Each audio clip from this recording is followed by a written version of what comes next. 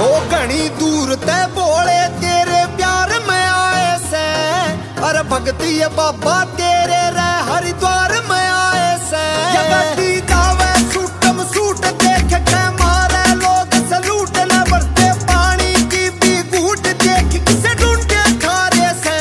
बोले तेरे भगत कपीटर मार के गोता गंगा भीतर मन यो करके पाक